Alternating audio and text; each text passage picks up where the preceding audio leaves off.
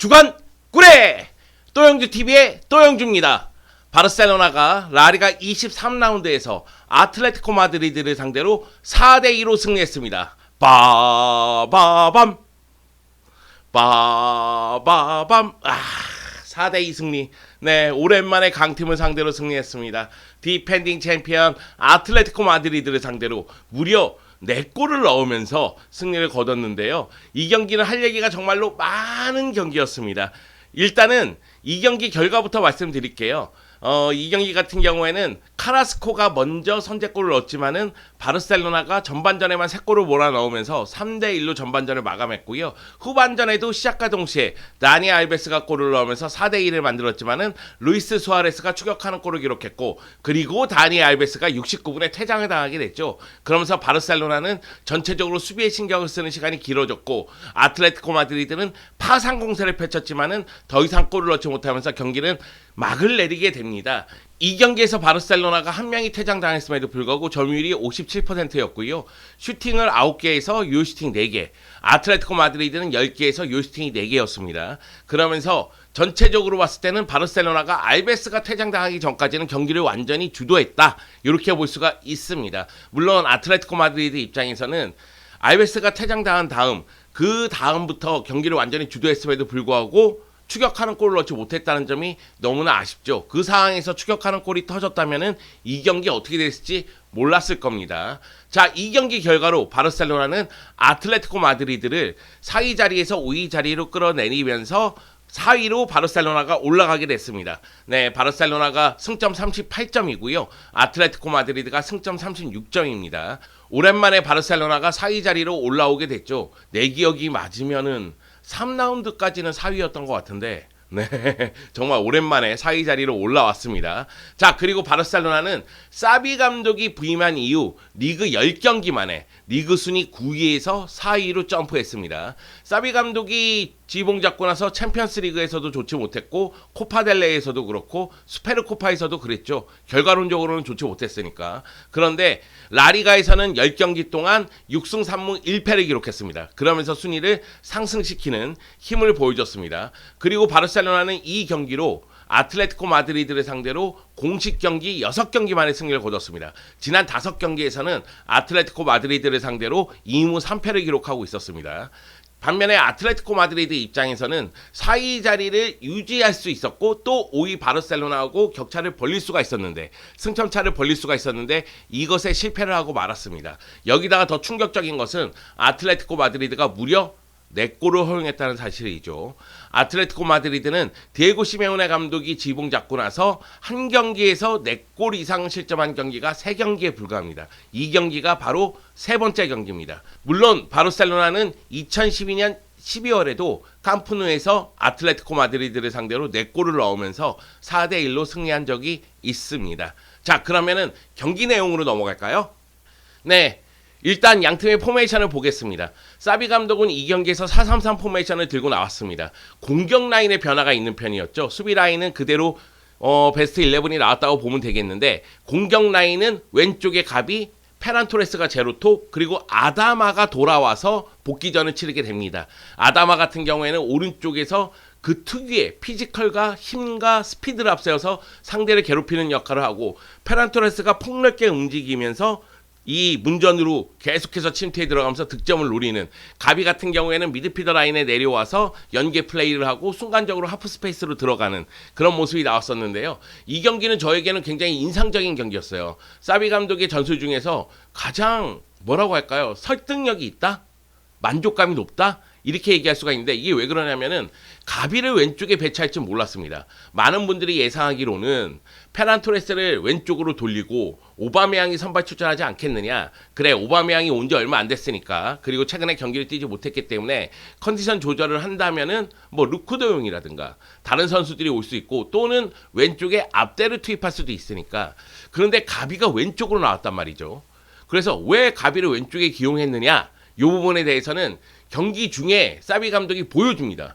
왜 그러냐면 오른쪽은 아다마 트라우레의 스피드, 힘, 이것을 앞세워서 상대를 괴롭혀요. 그 가운데 페드리하고 아다마가 연동하고자 노력하는 모습도 있긴 있었고, 알베스 같은 경우에는 중앙 쪽으로 올라와서 마치 피보테처럼 움직이는 모습이 있다가 안쪽에 공격에 가담할 수 있는 공간이 생기면 그쪽으로 가서 크로스를 올리면서 도움도 기록하고 안쪽으로 들어가면서 슈팅하면서 골도 기록하는 그런 모습이 있었습니다. 그런데 왼쪽 같은 경우에는 알바가 직선적으로 올라가면서 마치 윙어처럼 움직입니다. 그랬을 때 가비랑 프랭키 도용의 움직임이 중요해요.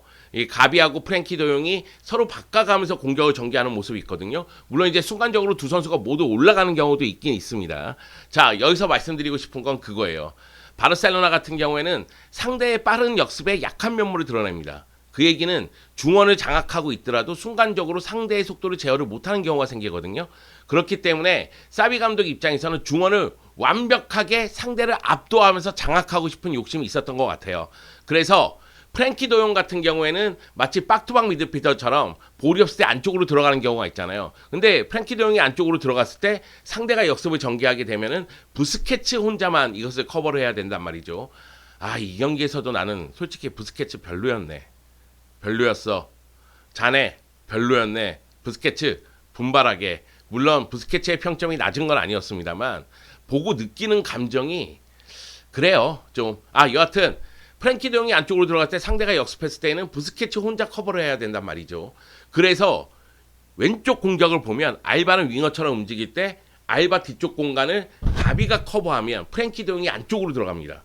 또는 프랭키 드용이 밑에서 이 왼쪽 공간을 커버하고자 노력을 해요. 즉 공격을 전개할 때는 프랭키 드용이 밑에 있고 가비하고 알바가 공격을 전개하는 장면이 나온다는 거죠. 그러다 보니까 공수 밸런스가 은근히 맞아떨어지고 중원 장악력이 더 높아지는 거예요. 여기다가 하나 더 말씀드렸죠. 알베스가 마치 피보테처럼 올라와서 부스케츠하고 같은 자리에서 빌드업 전개에 도움을 주거나 아니면 상대가 역습으로 나왔을 때 앞쪽에서 끊거나 결국은 사비 감독도 이 경기 끝나고 그런 얘기를 했어요. 중원을 장악하기 위해서 순간적으로 3-4-3 또는 3-5-2 같은 형태를 만들었다. 이런 식으로 이야기하기도 했거든요. 그 얘기는 뭐냐면은 알베스가 위로 올라가고 순간적으로 가비가 내려왔을 경우에는 미드필더 숫자가 굉장히 늘어난다는 거죠. 거기다가 프랭키 드용이나 부스케츠가 순간적으로 내려올 수도 있으니까. 즉 중원의 숫자를 순간적으로 늘리면서 상대의 속도를 중원부터 차단하고자 노력을 했다는 얘기가 됩니다. 물론 이제 바르셀로나 입장에서 이 경기는 워낙에 좌우 측면으로 흔드는 경우가 많다 보니까 상대 수비가 흔들렸고 그러다 보니 수비수들의 골이 많았죠. 알바가 동점골을 넣고 아라우오도 골을 넣고 알베스도 골을 넣었으니까요. 그러다 보니까 이 경기에서 많은 골을 기록할 수가 있었습니다. 반면에 바르셀로나는 고질적인 문제도 드러냈어요. 전반전에 에너지 레벨이 정말로 높다가 후반전 65분 정도 지나는 시점부터 에너지 레벨이 떨어지는, 그러면서 상대에게 공격 기회를 계속 내주는 그런 모습이 나왔고, 그리고 또 한 가지 루이스 수아레스에게 실점하는 장면은 결국은 세트피스 상황이거든요. 세트피스 수비 좀 어떻게 한번 해보자. 세트피스에서 실점이 너무 많습니다. 네, 이것도 여전히 유효한 얘기다. 이렇게 얘기할 수가 있겠습니다. 그러면 아틀레티코 마드리드는 어떻게 했느냐? 아틀레티코 마드리드 같은 경우에는 4-3-3 또는 4-4-2 형태로 변화를 꾀하면서 공격을 전개했습니다.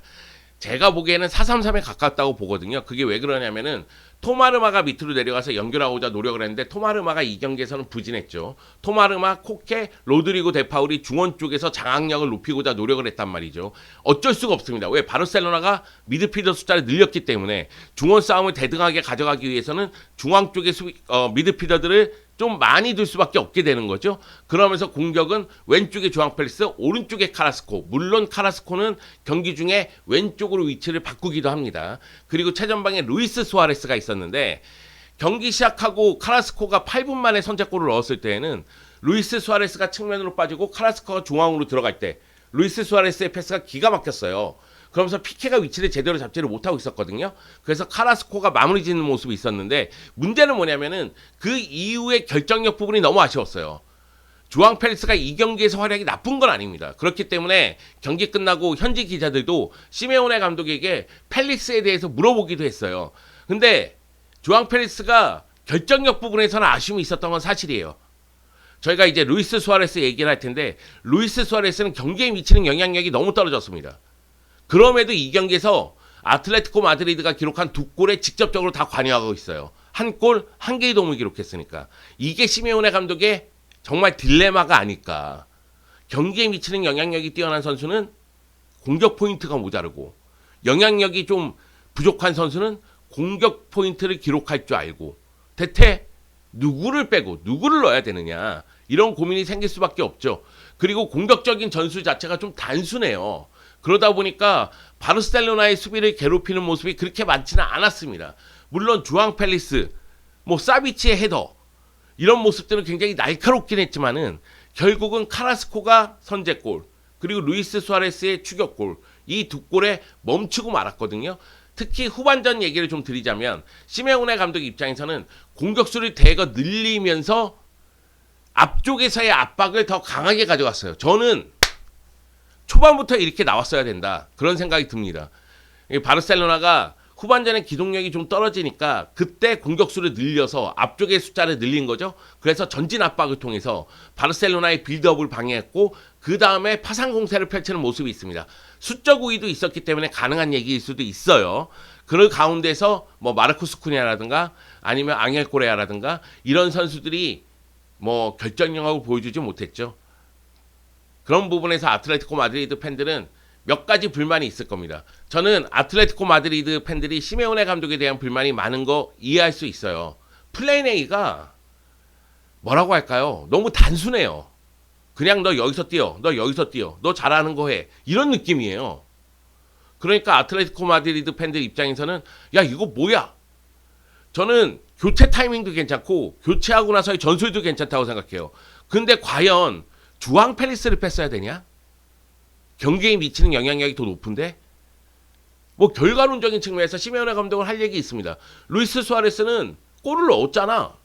이러면 할 말은 없어요. 근데 주앙 펠리스를 빼는 게 맞았나?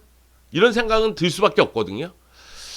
여하튼 시메오네 감독이 빨리 분위기를 바꾸지 않으면 아틀레티코 마드리드는 올 시즌 전체적으로 봤을 때 경기력이 좋지 못했기 때문에 이렇게 흘러갈 수도 있습니다. 이렇게 흘러간다는 것은 4위 안에 못 들 수 있다는 얘기죠. 그렇기 때문에 빨리 분위기를 바꿀 필요성이 있습니다.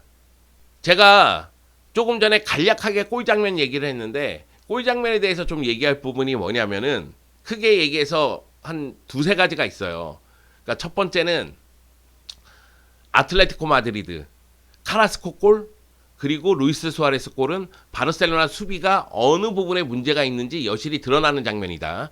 요게 첫 번째고 두 번째는 아다마가 흔들면서 그리고 알바가 흔들면서 전체적으로 팀 득점력이 높아졌다. 상대 수비를 흔들어 놓고 상대 수비가 위치를 잡기 어렵게 만드니 이 선에서 들어온 선수들이 슈팅을 할 수 있는 기회가 굉장히 늘어났거든요.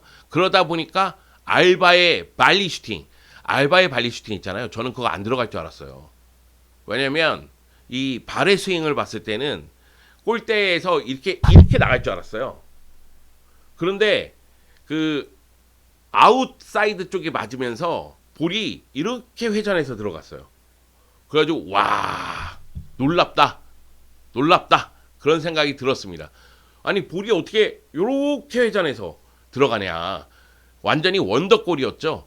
알바도 내 선수 경력에서 최고의 골일 수도 있는 골 장면이다. 이런 식으로 인터뷰를 했습니다. 자, 그리고 가비가 은근히 공중볼에 강한 모습을 보여준 것도 놀라웠습니다. 가비가 헤더로서 골을 넣었고 그리고 아라우가 집중력을 갖고 마무리 짓는 모습도 좋고 알베스의 마무리도 좋았는데 제가 말씀드리고 싶은 건 그거예요. 페란 토레스가 골 장면에 걸쳐져 있거든요. 가비가 헤더로 골 넣을 때 앞에서 뛰었던 선수가 페란 토레스. 아라우가 골 넣을 때 공중으로 날아서 발리 슈팅 하려다가 살짝 건드린 선수가 페란 토레스. 무언가 하이라이트에는 페란 토레스가 계속 걸쳐져 있어. 근데 페란 토레스의 활약이 100% 만족스럽냐? 이건 또 별개의 문제니까 요 얘기는 잠시 후에 드리도록 하겠습니다.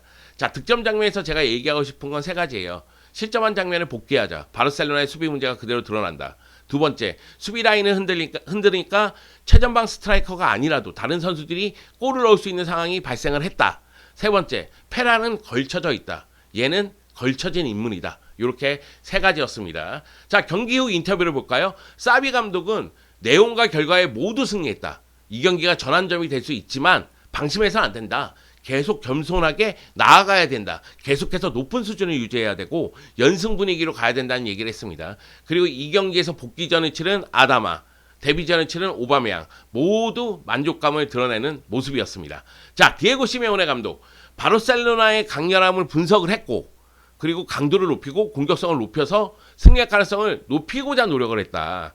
그런데 몇 번의 기회가 있었음에도 불구하고 그걸 놓쳤고 오늘은 바르셀로나가 더 강했다. 그러니까 기자가 그런 질문을 했어요. 바르셀로나가 아틀레티코 마드리드보다 우위에 있고 그리고 아틀레티코 마드리드를 진압한 거 아니냐. 그러니까 시메오네 감독은 노! 아니다.